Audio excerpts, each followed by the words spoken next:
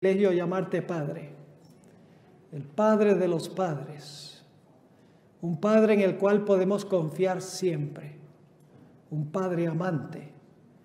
Gracias porque podemos llamarte Padre.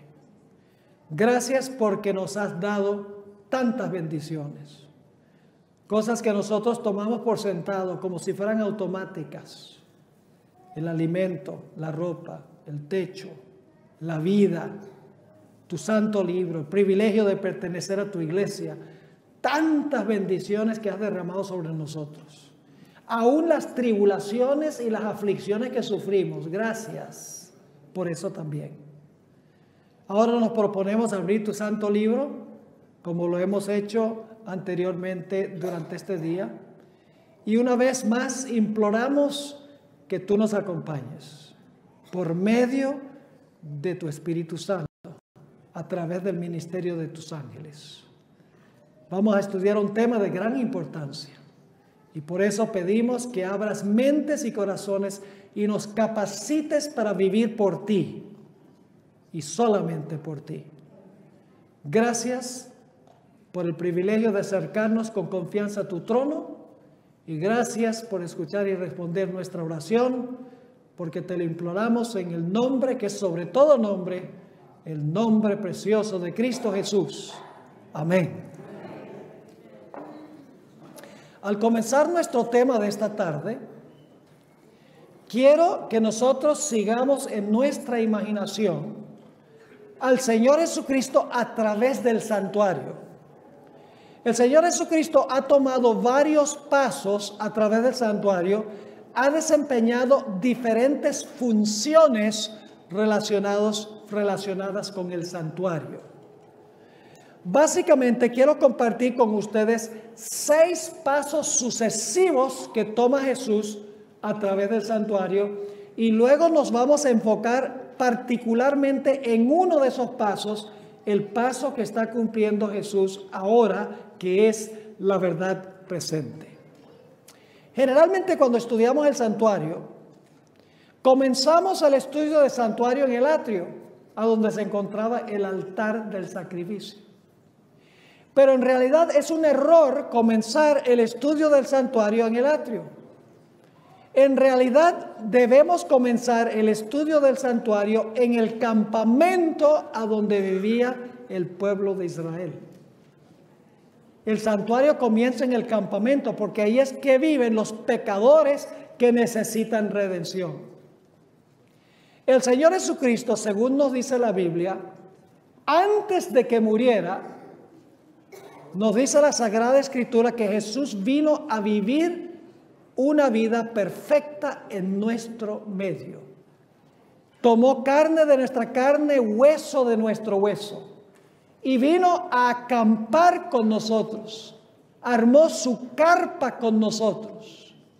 Muchos olvidan que no solamente tenía Jesús que morir por nosotros, sino que Jesús también tenía que vivir por nosotros. La ley de Dios exige absoluta perfección. ¿Cuántos de los presentes le pueden ofrecer lo que la ley exige? ¿Hay alguien aquí que le puede ofrecer perfección a la ley de Dios? Nadie. Porque la Biblia dice que no hay justo ni aun uno. Todos han pecado y están destituidos de la gloria de Dios. Es decir, nosotros no podemos ofrecerle a la ley perfección y la ley exige perfección. Por eso Jesús vino a este mundo para vivir la vida que nosotros debemos vivir. Antes de morir, Jesús vino a este mundo para vivir una vida perfecta que le pudiera ofrecer a la ley en nuestro lugar. La vida de Jesús es tan importante como su muerte. Usted recuerda que en el sistema de sacrificios de Israel, la víctima que se ofrecía no podía tener ¿qué? No podía tener defecto. ¿Qué representa el hecho de que la víctima que estaba viva no tenía defecto? Eso representa la vida perfecta de Jesús mientras vivió en nuestro medio. Jesús vivió una vida perfecta para ofrecerle a la ley la perfección que yo no le puedo ofrecer. Y algunos dicen, ¿cómo podría Jesús Uno solo, ofrecerle perfección a la ley por todos nosotros. La razón es muy sencilla. Solo el que creó a todos puede ofrecer tomar el lugar de todos. Yo pregunto, ¿Jesús creó a todos los seres humanos? ¿Cómo no? Y siempre que digo eso, alguna persona dice, no, pero Jesús no me creó a mí, yo nací de mi mamá. Digo, ok, muy bien. ¿Y tu mamá de dónde nació? Ah, pues de la mamá de ella. ¿Y la mamá de ella de dónde nació? De la mamá de ella. Si vamos hacia atrás, ¿a dónde comienza el proceso? El proceso comienza con Adán y Eva. Cuando Jesús creó a Adán y Eva, creó a todos los seres humanos porque todos vienen de Adán y Eva. Solo el que creó a todos podía venir al mundo a vivir una vida perfecta en lugar de todos. Y Jesús vivió esa vida por todo ser humano que jamás haya vivido en la historia del planeta Tierra. Jesús le ofreció a la ley la perfección que nosotros no le podemos ofrecer porque somos pecadores. Pero no era suficiente que Jesús viviera una vida perfecta. La Biblia nos dice también que la paga del pecado es ¿qué? Muerte. ¿Y cuántos hemos pecado? Todos. La Biblia dice que si decimos que no hemos pecado, somos mentirosos. Y aún va más allá. Dice, le hacemos a Él mentiroso. Porque Dios dice, hemos pecado. Si decimos que no hemos pecado, estamos diciendo que Dios es mentiroso. Y claro, nosotros también somos mentirosos. Así que todos han pecado y porque no le pueden ofrecer perfección a la ley, deben morir. El segundo paso del ministerio de Jesús, después de vivir su vida perfecta, para ofrecerle perfección a la ley, es que Jesús cargó sobre sí los pecados de todo el mundo. De toda persona que jamás haya vivido, Jesús cargó sobre sí esos pecados y sufrió en el altar del sacrificio la muerte que todos los seres humanos deben sufrir. Es decir, en el campamento y en el altar del sacrificio, Jesús vivió la vida perfecta por todos y murió en el altar del sacrificio, por así decirlo, por todos, sin exceptuar a una sola persona. Vivió por todos y murió por todos. Luego nos movemos en el santuario al lavacro o a la fuente donde había agua. Porque cuando el sacerdote ofrecía el animal, se manchaba con la sangre del animal. Y antes de poder entrar al santuario, al lugar santo para interceder, era necesario que se limpiara y se lavara para poder entrar al lugar santo limpiecito de todo vestigio de la muerte, para comenzar su siguiente obra, que era interceder por los pecadores. Yo pregunto, ¿cuándo fue que Jesús se despojó de todo vestigio de la muerte? Cuando resucitó de los muertos. El lavacro o la fuente que viene después del altar del sacrificio y antes del lugar santo representa la resurrección de Cristo Jesús. Es decir, en el campamento vivió su vida perfecta. En el altar murió cargando por todos los pecados. En el lavacro resucitó de los muertos para poder comenzar la siguiente etapa de su ministerio, que se realiza ¿dónde? En el lugar santo. ¿Y Jesús a qué fue al lugar santo? Les voy a explicar.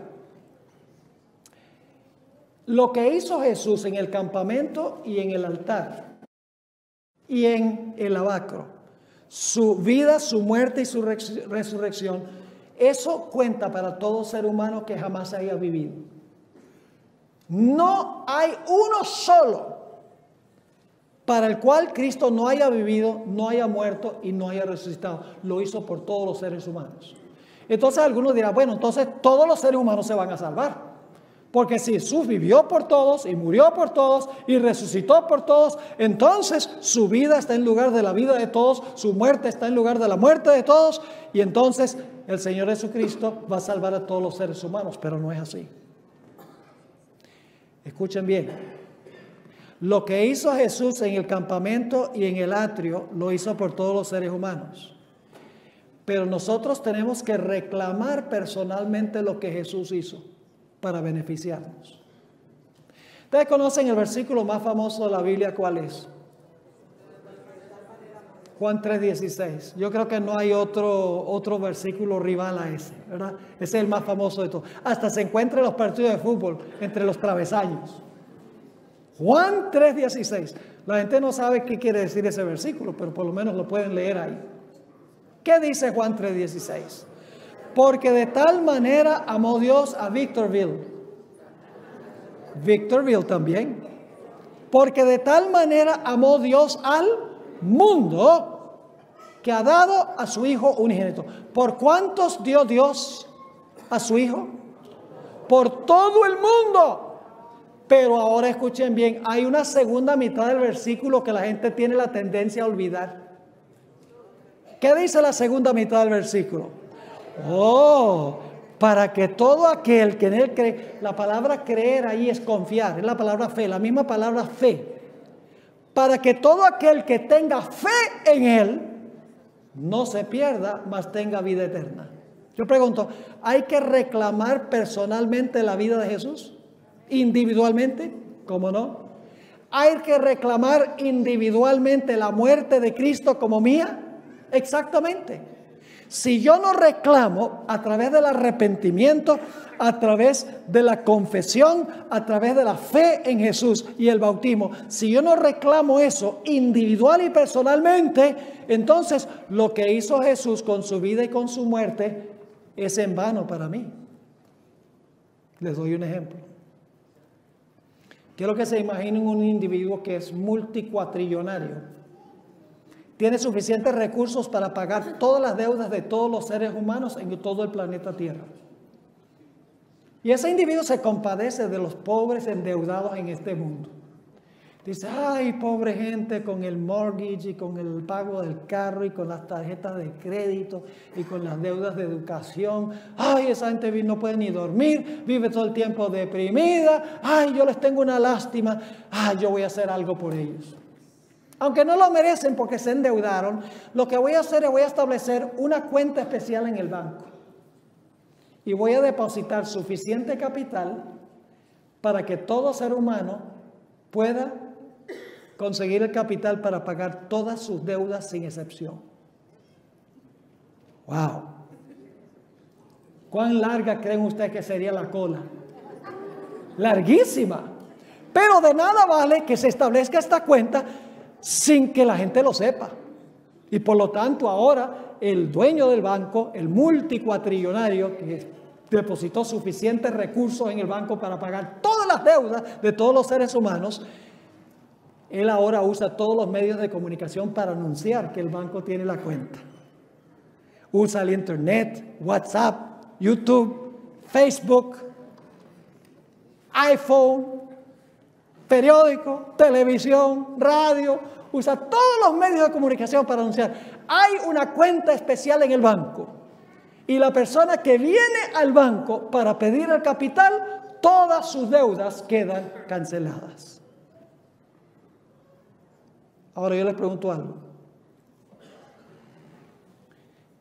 ¿Qué sucedería si una persona, después de escuchar que hay el fondo en el banco, decide no ir al banco? ¿Queda endeudada esa persona? Queda endeudada. Habiendo los recursos, queda endeudada porque tiene que ir personalmente al banco a sacar el capital. Lo que hizo Cristo en el campamento y el atrio fue para todos los seres humanos. Por así decirlo, depositó en el banco del cielo suficiente capital para cancelar las deudas espirituales de todo ser humano que jamás haya vivido en la historia del planeta. Pero, para nosotros beneficiarnos individualmente, la obra que hace Jesús en el lugar santo es individual. Para beneficiarnos individualmente, nosotros tenemos que, en primer lugar, arrepentirnos del pecado, confesar el pecado, confiar que Jesús vivió y murió por nosotros, bautizarnos sepultando el pecado, y entonces Jesús toma su vida y su muerte y nos los coloca a nuestra cuenta y Dios nos mira como si nunca hubiéramos pecado. Es decir, su obra en el lugar santo es la obra de poner a la cuenta de individuos que vienen reclamando lo que Él hizo por todos los seres humanos. Ahora yo quiero preguntarles, ¿todas las personas que reclaman a Jesús son verdaderos creyentes? ¿Todos los que profesan tener fe en Jesús son verdaderos creyentes? No. Yo pregunto, ¿en la iglesia hay trigo y cizaña? ¿En la iglesia hay vírgenes sabias y vírgenes fatuas? ¿En la iglesia hay peces buenos y peces malos? Sí. ¿Te recuerdan la parábola de la pesca? El pescador, que sabe lo que es echar la red. Echar la red es predicar el evangelio. Y cuando un pescador echa la red, solamente cuando saca la red, solamente hay pescaditos buenos. No, hay pescados malos también. Yo sé, porque cuando yo era niño íbamos a la isla de Margarita, en Venezuela, un estado Nueva Esparta. Y allá pasábamos 1 o 2 semanas de vacación. Tempranito por la mañana íbamos a ver entrar a los pescadores con sus redes. Venían toda clase de animales en esa red. Venía, me acuerdo, tiburones pequeños, le dicen cazones, estrellas de mar. Había un pez así con una cabeza bien grandota, decían sapo, con un cuerpito así bien delgadito, que parece un renacuajo, pero de tamaño familiar.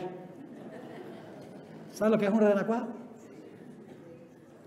Toda clase de animal marino. Entonces llegaban y en la playa lo que hacían era, tenían canastas y entonces separaban, ponían los peces buenos en una canasta y para botar en otra canasta ponían los peces malos.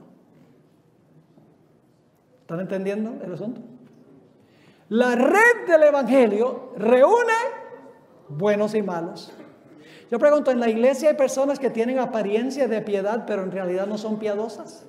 Lo dice la Biblia. En la iglesia inclusive hay personas que dicen, Señor, Señor, hicieron milagros, echaron demonios y profetizaron en el nombre de Jesús, que Jesús dice, ustedes no son míos.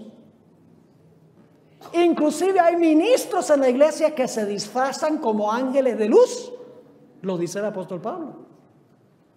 Es decir, en la iglesia hay personas que son verdaderos creyentes y hay personas que son, ¿qué? Falsos creyentes.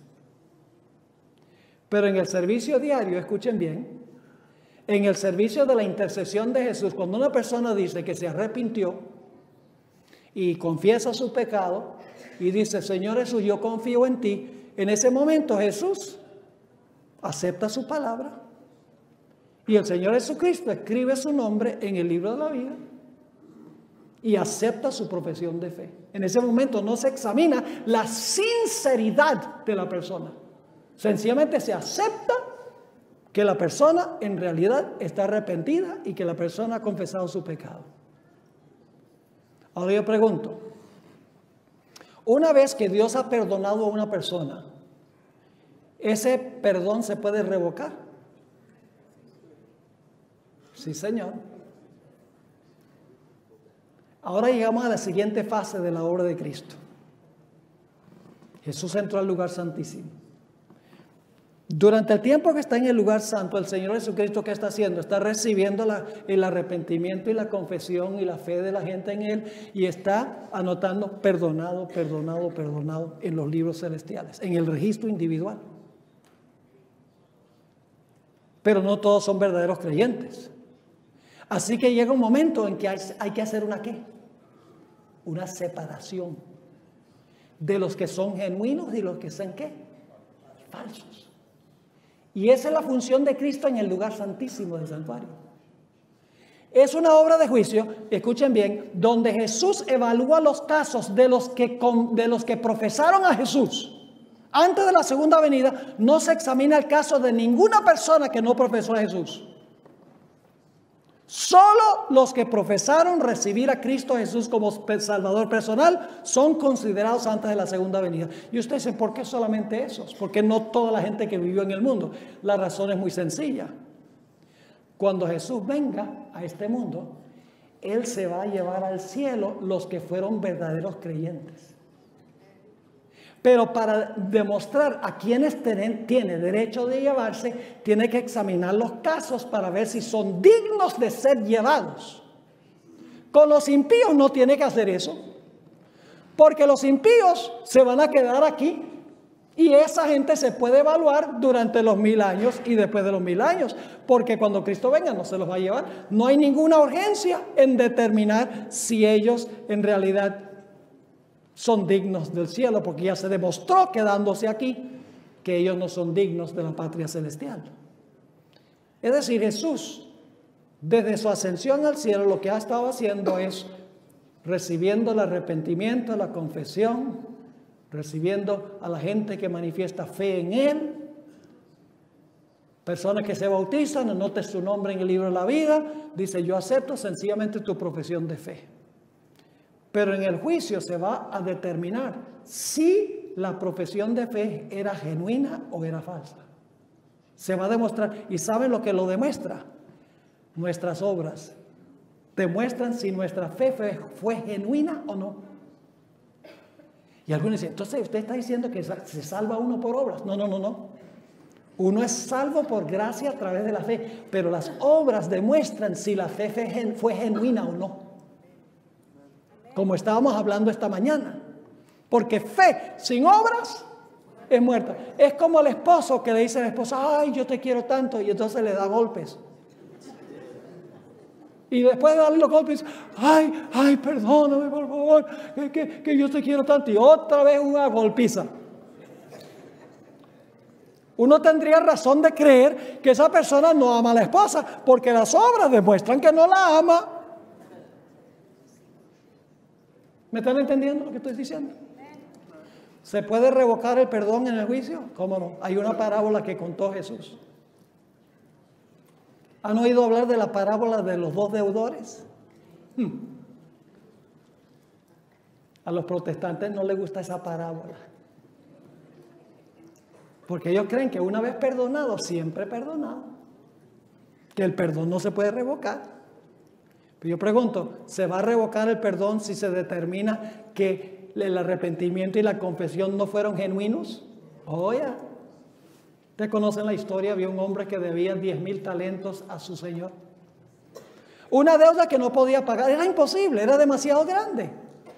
Y el señor dice: mire, échenlo a la cárcel hasta que pague toda su deuda. Y este hombre clama y le dice al Señor, le dice: ay, por favor, dame tiempo que yo te lo pago. Y el Señor le dice: ¿qué me vas a estar pagando? Ni qué pan caliente. Tú no puedes pagar esa deuda, es demasiado grande, no la puedes pagar. Y el hombre dice: por favor, dame tiempo. Y finalmente el Señor es movido a misericordia y le dice: voy a hacer algo mejor. Te perdono toda la deuda. ¡Wow! Sí. ¿Me perdonas toda la deuda? ¿No debo nada? No debes nada, puedes irte. ¡Oh! ¿Fue perdonado grande una deuda que no podía pagar, sí o no? ¡Sí! Y ahora él sale por la puerta y se encuentra a un miserable que le debe 10,000, que le debe solamente 100 denarios, el equivalente a 100 días de trabajo. ¿Era una deuda que se podía pagar? Sí, era considerable, 100 días de trabajo, pero se podía pagar en cuotas. Y consigue este individuo que le debe 100 talentos y le dice: mira, 100 denarios, le dice: mira, págame lo que me debes. Y este también clama por misericordia. Dice: ay, por favor, dame tiempo que yo te lo pago. ¿Qué tiempo? Ni nada. Págame ahora. Y dice que lo agarró por el cuello y lo estaba ahorcando.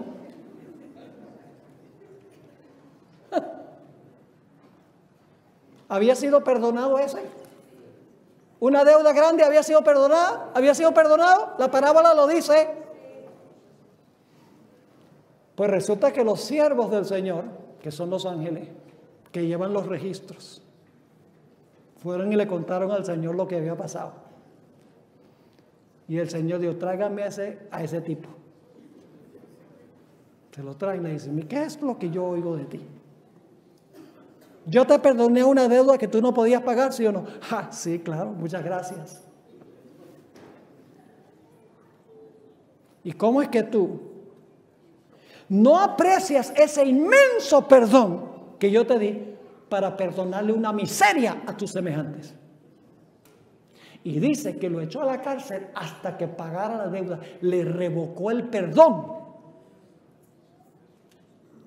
¿Saben por qué? Porque el clamor que él tuvo para con el Señor cuando tenía la deuda grande eran lágrimas de cocodrilo. Él no estaba triste de que le debía a su Señor. Estaba triste que lo iban a echar a la cárcel.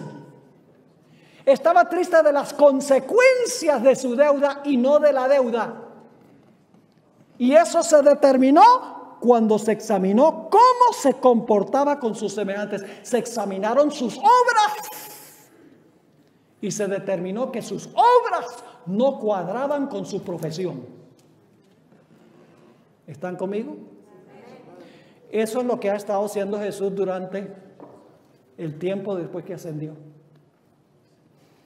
Metiendo los pecados al santuario de todos los que se arrepienten, los que confiesan sus pecados, los que manifiestan fe en Jesús, los que se bautizan, nombre en el libro de la vida. Pero va a llegar el día en que se va a examinar los casos de cada persona para ver si en verdad su profesión de fe fue genuina o fue falsa. Esa es la obra que hace Jesús. ¿Dónde? En el lugar santísimo. Examina los casos de todos. Ahora quiero compartir esto con ustedes, mis hermanos y hermanas. A veces enfatizamos tanto la obra que está haciendo Jesús en el santuario celestial que nos olvidamos qué debía hacer el pueblo mientras que el sumo sacerdote purificaba el santuario. Porque lo que sucedía en el día de expiación era, se examinaba el caso, si se descubría que la persona era un creyente genuino, todos los pecados eran sacados del santuario y colocados sobre el macho cabrío a hacer. Esos pecados eran purificados y el pecador quedaba exonerado. Pero claro, había gente hipócrita que cuando se examinaban los casos, esos pecados quedaban sobre ellos, no iban sobre Azazel, su perdón era revocado porque no eran sinceros, se mostraba por sus obras. Y hemos enfatizado tanto lo que hace Jesús en el cielo, está examinando los casos de todas las personas en el cielo para determinar si su profesión fue genuina o no, que nos hemos olvidado qué debía hacer el pueblo mientras que el sumo sacerdote estaba purificando el santuario. Y de eso quiero hablar en los próximos minutos que nos quedan. Quiero leerles una cita que encontramos en el Conflicto de los Siglos, página 421. Escuchen lo que dice la sierva del Señor. Mientras se prosigue el juicio investigador en el cielo, mientras que los pecados de los creyentes arrepentidos son quitados del santuario, eso es lo que hace Cristo allá, ¿verdad? Quitando los pecados del santuario. Debe llevarse a cabo una obra especial de purificación, de liberación del pecado entre el pueblo de Dios en la tierra. Es decir, mientras Jesús purifica el santuario celestial de los pecados del pueblo, ¿qué debe estar haciendo el pueblo fuera del santuario? Debe estar purificando el templo de su alma. Porque Cristo no purificará nada allá que no haya sido purificado aquí. Vamos a leer Levítico 23 y el versículo 27 al 32. Para que ustedes vean qué sucedía en el día de la expiación con el pueblo. Vamos ahora a hablar de lo que debemos estar haciendo nosotros ahora mientras Jesús purifica el santuario celestial de los pecados del pueblo. ¿Qué debemos estar haciendo nosotros? ¿Ustedes creen que ahora es el tiempo para estar saltando y bailando en la iglesia? Ni se le ocurre esa idea. ¿Cómo era el día de expiación? Era un día solemne. No era un día para celebrar. Era un día para examinar la vida. ¿Estamos ahora en ese gran día de expiación? ¿Qué debe estar haciendo el pueblo de Dios? Debemos estar examinando nuestras vidas y por el poder del Espíritu Santo purificando el templo del alma. Mientras Jesús purifica los pecados en el santuario celestial. Dice en Levítico 23, 27 al 32 qué debía hacer la gente. Dice: a los 10 días de este mes séptimo, que fue octubre 22, 1844, cuando comenzó el proceso, será el día de expiación. Tendréis santa convocación. Es decir, todos tenían que reunirse alrededor del santuario. Primer punto, tenían que reunirse alrededor del santuario. Y afligiréis vuestras almas. ¿Qué debía hacer el pueblo? Reunirse alrededor del santuario, afligir su alma. Y dice: y ofreceréis ofrenda encendida a Jehová. Luego dice: ningún trabajo haréis en este día. Debían reunirse, debían afligir su alma y debían no trabajar. Sigue diciendo: porque es día de expiación para reconciliaros delante de Jehová vuestro Dios.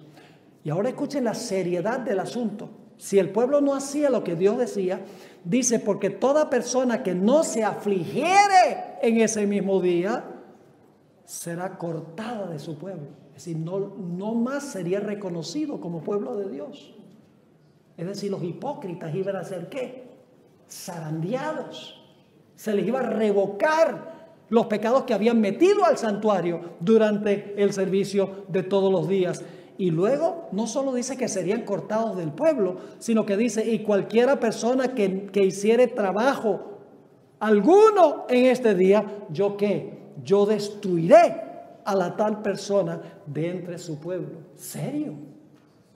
El que no se reunía, el que no afligía su alma, el que trabajaba de tal manera que no podía concentrarse en lo que estaba pasando en el santuario, la Biblia dice que era no solamente cortada del pueblo, sino que sería destruida de en medio del pueblo.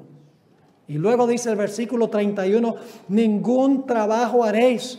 Estatuto perpetuo es por vuestras generaciones en donde quiera que habitéis. Día de reposo será a vosotros. Y por tercera vez enfatiza: y afligiréis vuestras almas.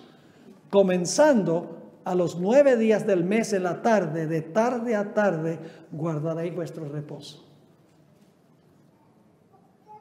¿Saben ustedes qué era lo que anunciaba el día de expiación? La fiesta de las trompetas. Se tocaban las trompetas avisándole a Israel: viene el día de expiación. El día en que tienen que convocarse alrededor del santuario para seguir la obra del sumo sacerdote en el santuario. ¿Por qué creen ustedes que el sumo sacerdote tenía campanas en la parte inferior de su manto? Para que la gente pudiera seguir sus movimientos en el santuario. Por eso debían reunirse para poder seguir la obra. Ellos sabían, porque se había dado una descripción del santuario, ellos sabían por dónde se estaba entrando el sumo sacerdote. Por fe podían seguirlo allá. Y al mismo tiempo debían estar examinando sus vidas, afligiendo su alma, para ver si había algún pecado que el sumo sacerdote no podía borrar del santuario porque lo estaban acariciando en su corazón. Es decir, la fiesta de trompetas anunciaba el día de expiación. Como vimos, el pueblo debía afligir su alma. Era un día de aflicción, no era un día de celebración. La siguiente fiesta, los tabernáculos, era una celebración, una fiesta. Oh, sí, lo que hacían era hacer viviendas provisionales, todos se reunían, cantaban y se alegraban en la fiesta de tabernáculos, después que había terminado el día de expiación. Hoy no es el día de celebrar, hoy es el día de afligir el alma y de seguir a Jesús en el santuario. Según vimos, el pueblo no solo afligía sus almas, sino también ayunaba. Y algunos inmediatamente dicen: pero pastor, ¿está usted diciendo que debemos ayunar desde 1844 para acá? No, lo que pasa es que tenemos que entender qué es el ayuno. El ayuno, según la Biblia, son dos cosas: no es dejar de comer. Nos dice la sierva del Señor en Consejos sobre el régimen alimenticio, página 106, lo que es el verdadero ayuno. Dice: el verdadero ayuno que debe recomendarse a todos es la abstinencia de todo alimento estimulante y el uso adecuado de los alimentos sanos y sencillos que Dios ha provisto en abundancia. Abstenerse de lo malo y participar moderadamente de lo que es bueno es ayuno, según dice el Espíritu de Profecía. No solo eso. El ayuno también significa privándonos nosotros de ciertas cosas para beneficiar a otros. Nota lo que dice Isaías 58 y el versículo 6 y 7. Isaías 58, 6 y 7. ¿Qué debemos estar haciendo nosotros en el gran día de expiación? No solamente debemos participar de alimentos que son buenos y abstenernos de los alimentos que son malos para nuestra salud, ese es el ayuno, sino que también debemos estar bendiciendo a los demás. Piedad práctica, dice allí en Isaías 58, 6, no es más bien el ayuno que yo escogí, desatar las ligaduras de impiedad, soltar las cargas de opresión y dejar ir libres a los quebrantados y que rompáis todo yugo. No es que partas tu pan con el hambriento y a los pobres errantes albergues en tu casa, que cuando veas el desnudo lo cubras y no te escondas de tu hermano. Ese es el ayuno que dice Dios que debemos practicar, la piedad práctica para con nuestros semejantes. También vimos que la gente debía abstenerse de trabajar. Y la gente dice, entonces no se trabaja después de 1844. A algunos les gustaría eso. ¿Por qué es que Dios decía que no había que trabajar ese día? Porque la gente debía tener su mente enfocada ¿dónde? No en el trabajo, sino ¿dónde? En el santuario, en la obra que estaba haciendo el sumo sacerdote. Y cualquier trabajo que nosotros tengamos que distraiga nuestra mente de lo que está haciendo Jesús en el santuario, debemos arreglar nuestras prioridades, mis hermanos y hermanas. Porque nuestra mente debe estar allá con lo que está haciendo el Señor Jesucristo. La Biblia dice que los que no afligían sus almas serían cortados del pueblo y destruidos de en medio del pueblo de Dios. Cuando el día de expiación terminaba, mis hermanos y hermanas, Dios no solamente tenía un santuario limpio, sino que tenía también un pueblo limpio. Porque todos los que en verdad no estaban arrepentidos, todos los que eran juzgados en este día, que eran hipócritas, eran cortados del pueblo y destruidos. Dice la Sagrada Escritura. El pueblo de Dios quedaba limpio. Y el santuario quedaba limpio. Cuando terminaba el día de expiación. Ahora quiero leer un texto que encontramos en Apocalipsis 6 y el versículo 17. Ustedes pueden leer los versículos que vienen antes de este versículo. Está describiendo la segunda venida de Jesús. Dice todo monte y toda isla son movidos de sus lugares. Dice que el cielo se enrolló como un libro. Y se esconden los hombres en las cuevas y ruegan a las rocas que caigan sobre ellos. La segunda venida de Jesús. Y luego se hace una pregunta. Después de describir la segunda venida de Jesús, se hace una pregunta. Dice, porque el gran día de su ira ha llegado. Y luego se hace la pregunta, ¿y quién podrá sostenerse en pie? ¿Están captando la perspectiva? Cuando Jesús venga, se va a hacer la pregunta. El gran día de su ira ha venido. ¿Quién podrá mantenerse en pie? ¿Dónde esperarían ustedes conseguir la respuesta a esa pregunta? En el siguiente capítulo, pues es el último versículo del capítulo 6. Entonces, si se hace la pregunta, ¿quién podrá estar firme? Hay que ir al siguiente capítulo. ¿Y qué describe los primeros versículos del capítulo 7? El sellamiento de los 144,000, que son los que van a estar vivos cuando Jesús venga. Van a pasar vivos por la tribulación final. Son los que el apóstol Pablo describió como los que vivimos, los que quedamos, que no van a pasar ni siquiera por la muerte física. Esos son los que van a mantenerse firmes. Y yo pregunto, ¿qué clase de carácter tendrá esa gente? En primer lugar, siguen al Cordero por donde quiere que va.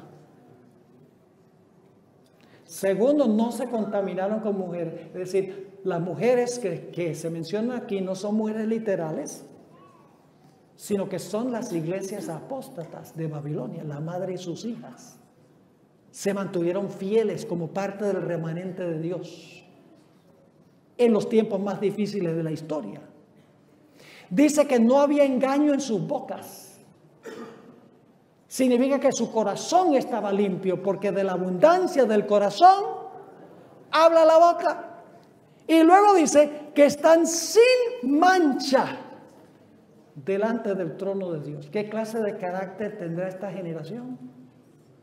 Un carácter puro, limpio, sin mancha. ¿Qué han hecho ellos antes de la segunda venida de Jesús? ¿Han afligido sus almas? ¿Cómo no? ¿Han ayunado en la forma que dice la Biblia que es el ayuno? ¿Cómo no? ¿Se han abstenido de ciertas tareas que impiden que se enfoquen en el santuario celestial, en lo que está haciendo Jesús? ¿Cómo no, mis hermanos y hermanas?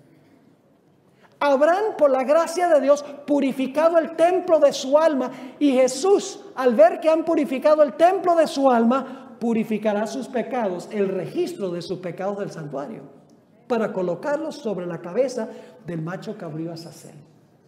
Es decir, sus vidas serán vidas limpias, puras y santas, sin mácula ante Dios. Habrán vencido el pecado por el poder de Dios. Ahora escuchen bien. Apocalipsis 6:17 no es la única vez que se hace esta pregunta. El gran día de su ira ha venido, ¿quién podrá estar firme? Hay otros pasajes de la Biblia que hacen esa misma pregunta. Y quiero que notemos esos pasajes brevemente. Y luego, después de leer los pasajes, vamos a mirar qué características tendrán esas personas. Quiero que vayamos a Joel, el capítulo 2. Joel, el capítulo 2. Si ustedes leen los primeros 10 versículos de este capítulo, está describiendo la segunda venida de Jesús. No tenemos tiempo de leer los versículos 1 al 10, pero ustedes pueden ver que está hablando de la segunda venida de Cristo. Jehová viene con sus ejércitos, los impíos se están escondiendo, etc. Y luego en el versículo 11, en la culminación de la venida, encontramos una pregunta, la misma pregunta. Fíjense lo que dice el versículo 11. Y Jehová dará su orden delante de su ejército. ¿Qué va a hacer Jehová? Dar la orden delante de su ejército. ¿Cuál es su ejército? Su ejército son los ángeles. Y luego sigue diciendo, porque muy grande es su campamento, fuerte es el que ejecuta su orden. Y ahora escuchen la pregunta. Porque grande es el día de Jehová y muy terrible. Y luego, ¿cuál es la pregunta? ¿Y quién podrá soportarlo? ¿Es la misma pregunta? Cuando Jesús venga, se hace la pregunta, el gran día de su ira ha venido. ¿Quién podrá soportar ese día? ¿Dónde esperarían conseguir la respuesta a esa pregunta?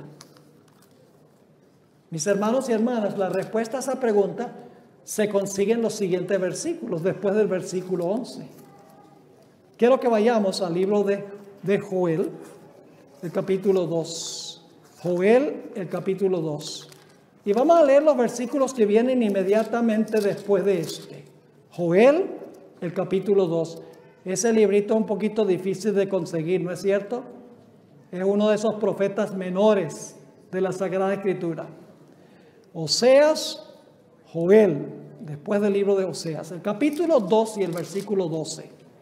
Escuchen las características. Se hace la pregunta, el gran día de su ira ha venido, ¿quién podrá soportarlo? Ahora viene la respuesta, ¿quiénes lo van a poder soportar? Versículo 12 dice, por eso, pues ahora, dice Jehová, convertíos a mí con todo vuestro corazón. ¿Con qué? Con ayuno y ¿qué más? Y lloro y está hablando de aflicción. ¿Quién va a poder estar firme? ¿Los que qué? Los que se convierten a Dios, los que ayunan y los que lloran y lamentan. Y luego dice, versículo 13, rasgad vuestro corazón y no vuestros vestidos, y convertíos a Jehová vuestro Dios. Porque misericordioso es y clemente, tardo para la ira y grande misericordia, y que se duele del castigo. ¿Quién sabe si volverá y se arrepentirá y dejará bendición tras de él? Esto es ofrenda y libación para Jehová vuestro Dios. Y luego note las trompetas. Tocad trompeta en Sión. ¿Qué anunciaba el día de expiación? Las trompetas. ¿Era día de ayuno, sí o no? ¿Era día de aflicción? ¿Está describiendo esto el día de expiación? ¿Cómo no? Tocad trompeta en Sión. Proclamad ¿qué? Ayuno. Convocad asamblea. Esa era una de las características del día de expiación. La gente tenía que convocarse y reunirse. ¿Cómo no? Reunid al pueblo, santificad la reunión, juntad a los ancianos, congregad a los niños. Están congregándose alrededor del santuario. Y los que maman, salga de su cámara el novio y de su tálamo la novia. No hay ni tiempo para la luna de miel. Y luego el versículo 17 dice cuál es la actitud entre la entrada y el altar. Lloren los sacerdotes. ¿Qué deberían estar haciendo los pastores hoy en día? Deben estar promoviendo un culto donde la gente salta y baila. Gloria a Dios. No, señor. Entre la puerta y el altar lloren los sacerdotes, ministros de Jehová, y digan: perdona, oh Jehová, a tu pueblo, y no entregues al oprobio tu heredad, para que las naciones se enseñoreen de ella, porque han de decir entre los pueblos: ¿dónde está su Dios? ¿Quiénes son aquellas personas que se mantendrán en pie en el día de la ira de Jehová? Los que hacen esto, y está describiendo el día de expiación, la reacción del pueblo en el día de expiación. Pero estos dos no son los únicos textos que hacen la pregunta. Vamos a examinar rápidamente otros textos. Salmo 15, el Salmo 15. La pregunta y luego noten la respuesta. Aquí hemos estado hablando este fin de semana, mis hermanos y hermanas, que la verdadera fe se manifiesta en lealtad. La justificación se manifiesta en una vida santificada. Y si no hay un cambio en la vida, es porque la persona en realidad no ha sido justificada. Ahora, fíjense, se hace la pregunta y fíjense cuál es la respuesta. Salmo 15. Jehová, ¿quién habitará en tu tabernáculo? Ese es el santuario, ¿verdad?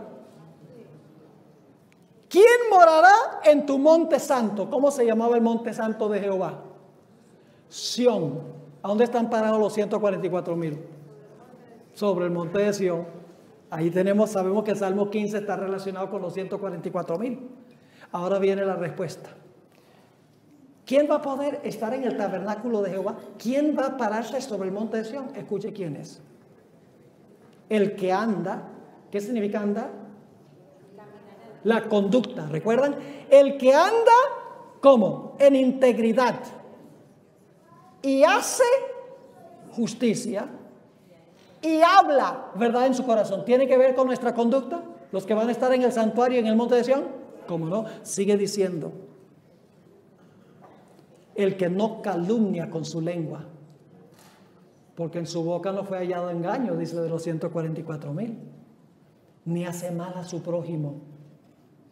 Ni admite reproche alguno contra su vecino. Aquel a cuyos ojos el vil es menospreciado, pero honra a los que temen a Jehová. El que aún jurando en daño suyo, no por eso cambia. Quien su dinero no dio a usura, es decir, no es avaricioso ni codicioso, ni contra el inocente admitió cohecho. El que hace estas cosas no resbalará jamás. Es decir, se va a mantener ¿qué? Firme.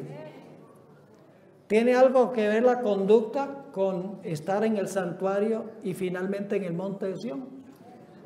No es solo justificación.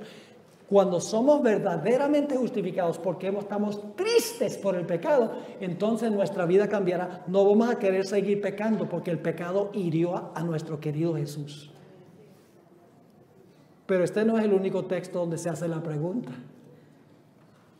Noten Isaías 33, 12 al 16. Isaías 33, y vamos a leer el 14 al 16. Isaías 33, 14 al 16. Los pecadores se asombraron en Sión. Espanto sobrecogió a los hipócritas. Y ahora fíjense la pregunta. ¿Quién de nosotros morará con el fuego consumidor? ¿Quién de nosotros habitará con las llamas eternas? La respuesta es sorpresiva. Hoy en día los protestantes dicen los que van a estar en las llamas son los malos. Pero la Biblia enseña que los que van a habitar en las llamas eternas son los salvos. ¿Saben por qué? Porque tienen un carácter a prueba de fuego. Como los 3 jóvenes que no se quemaron en medio de un fuego humano. Los fieles al final de la historia que tienen un carácter sin mancha van a habitar con el que es un fuego consumidor en la presencia de Jehová. Así que se hace la pregunta, ¿quién de nosotros morará con el fuego consumidor? ¿Quién de nosotros habitará con las llamas eternas? Fíjense otra vez la importancia de la conducta. El que camina en justicia. ¿Tiene que ver con conducta? El que habla lo recto. ¿Tiene que ver con conducta? El que aborrece la ganancia de violencias. El que sacude sus manos para no recibir cohecho. El que tapa sus oídos para no oír propuestas sanguinarias. El que cierra sus ojos para no ver cosa mala. Puras características de la conducta de la gente. Han vencido el pecado. Viven vidas íntegras delante de Dios. Y luego da la promesa, este habitará en las alturas. ¿Cuáles alturas? El cielo, mis hermanos y hermanas. Fortaleza de roca será su lugar de refugio. Le dará su pan y sus aguas estarán o serán seguras. Pero hay un texto más que hace la pregunta. El Salmo 24, 3 al 6. ¿Saben a qué se aplica el Salmo 24? Cuando Jesús ascendió al cielo, se cantó el Salmo 24 en forma antifonal. Los ángeles que iban ascendiendo dijeron, abrid, oh puertas eternas, y entrará el Rey de Gloria. Y entonces los que estaban en las puertas adentro dijeron, ¿y quién es este Rey de Gloria? Los que están afuera dicen, Jehová de los ejércitos, Él es el Rey de la Gloria.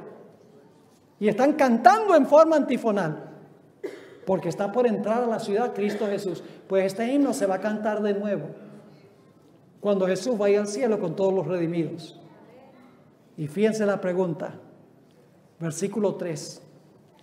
¿Quién subirá al monte de Jehová? ¿Cuál es el monte de Jehová? Sión. ¿Dónde están los 144,000? Sobre Sión. ¿Quién subirá al monte de Jehová? ¿Y quién estará en su lugar santo? ¿Quién va a poder habitar en la presencia de Dios? Fíjense la respuesta, el limpio de manos. ¿Tiene que ver con la conducta, con la vida? Sí, Señor. El limpio de manos y puro ¿de qué? De corazón. El que no ha elevado su alma a cosas vanas ni jurado con engaño. Él recibirá bendición de Jehová y justicia de Dios de salvación. Tal es la generación de los que le buscan, de los que buscan tu rostro, oh Dios de Jacob. ¿Están captando el cuadro? Yo pregunto, ¿los verdaderos hijos de Dios van a ganar la victoria completa y total sobre el pecado antes de que Jesús venga? Y usted dice, pastor, eso es imposible. Entonces usted está diciendo, para Dios casi todas las cosas son posibles. ¿Ustedes no creen que con el poder de Dios se puede vencer todo pecado en la vida? La Biblia lo enseña. El que puede preservarnos sin caída, dice en Judas 24 y 25. Todo lo puedo en Cristo que me fortalece. Y yo decía antes, la persona que dice, no, yo no puedo vencer el pecado porque la carne es débil, está diciendo que su carne es más poderosa que Dios. Fíjense lo que dice el Espíritu Profecía. Voy a leerles una cita y entonces vamos a concluir con cómo podemos desarrollar esta clase de carácter. En el Conflicto de los Siglos, página 607, dice la sierva del Señor. Ahora, ¿cuándo? Y eso lo estaba escribiendo en 1888. Ahora, mientras que nuestro gran sumo sacerdote está haciendo propiciación por nosotros, debemos tratar de llegar a la perfección en Cristo. ¿Cuándo es que debemos tratar de llegar a la perfección en Cristo? Ahora. Y ahora escuchen esto. Cristo, nuestro Salvador, no pudo ser inducido a ceder a la tentación, ni siquiera en pensamiento. Jesús no cedió a la tentación ni siquiera en qué, ni en pensamiento. Wow. Y ahora dice ella, Satanás encuentra en los corazones humanos algún asidero en que hacerse firme. Es tal vez algún deseo pecaminoso que se acaricia, por medio del cual la tentación se fortalece. Pero Cristo declaró al hablar de sí mismo, viene el príncipe de este mundo, mas no tiene nada en mí. Satanás no pudo encontrar nada en el Hijo de Dios que le permitiese ganar la victoria. Cristo guardó los mandamientos de su Padre y no hubo en él ningún pecado de que Satanás pudiese sacar ventaja. Y ahora escuchen la conclusión. Esta es la condición en que deben encontrarse los que han de poder subsistir en el tiempo de angustia. Ni siquiera en pensamiento. Dice, eso es imposible, pastor. ¿Ustedes no creen que todos nuestros pensamientos pueden estar cautivos a Cristo? Y usted, pero pastor, ¿cómo se hace? Compartí el secreto esta mañana. En Hebreos 12 está. Echando a un lado el peso del pecado. Eso quiere decir las novelas que vemos. Y las películas que vemos. Y la música que oímos. Y los lugares de entretenimiento que vamos, donde vamos, que fortalece nuestras tendencias pecaminosas. Para mí es inconcebible que hay inclusive pastores de jóvenes que llevan a sus jóvenes al cine. Come on. Ese inglés es para los que están aquí de habla inglesa.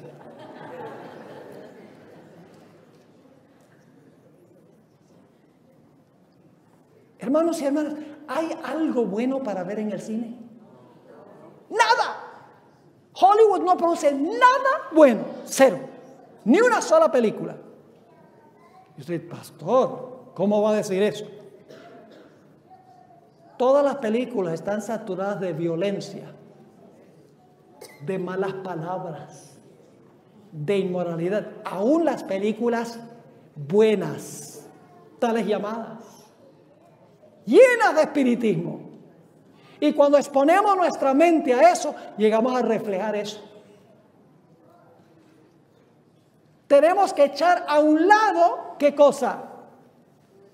El peso que nos agobia, el peso del pecado. Pero luego, ¿qué tenemos que hacer? No solo abstenernos de todo lo que pude en la mente, sino que tenemos ahora que enfocarnos en Cristo Jesús. Nuestra mente y nuestros oídos en Cristo, escuchando buenos sermones, leyendo buenos libros, primordialmente la Biblia, el Espíritu de Profecía, llenar nuestra mente, mis hermanos y hermanas, de cosas que edifican el carácter y que expulsan el pecado de nuestra vida. A veces los jóvenes me dicen, pastor, yo no le veo nada malo ir al cine. Y yo le digo, si tú no le ves nada malo, yo voy a orar para que Dios te arregle los ojos.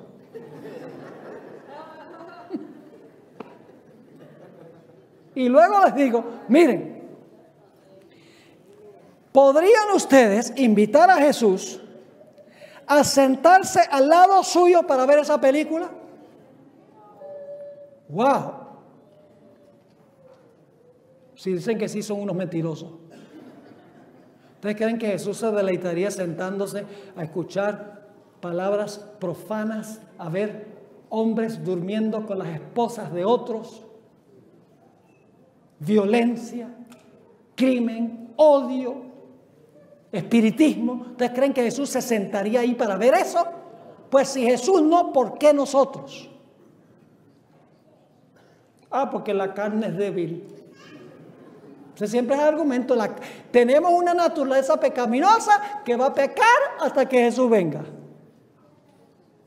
Un espíritu de derrota. En vez de saber que en el día de expiación hay que vencer el pecado. Porque Cristo no va a borrar nada allá que no esté borrado aquí. Por el poder del Espíritu Santo. Termino leyendo un versículo. ¿Entienden lo que debemos estar haciendo en el día de expiación mientras Jesús está haciendo su obra ya? Hay un texto que es uno de mis favoritos en la Biblia, 2 Corintios 3:18. Por tanto, nosotros mirando a cara descubierta como en un espejo la gloria del Señor. ¿Qué es lo que miramos? La gloria del Señor. ¿Quién es el Señor? Jesús. ¿Qué pasa cuando miramos como en un espejo la gloria del Señor? ¿A dónde miramos la gloria del Señor? En este libro. ¿Qué sucede cuando hacemos eso? Mejor en el griego es un tiempo progresivo.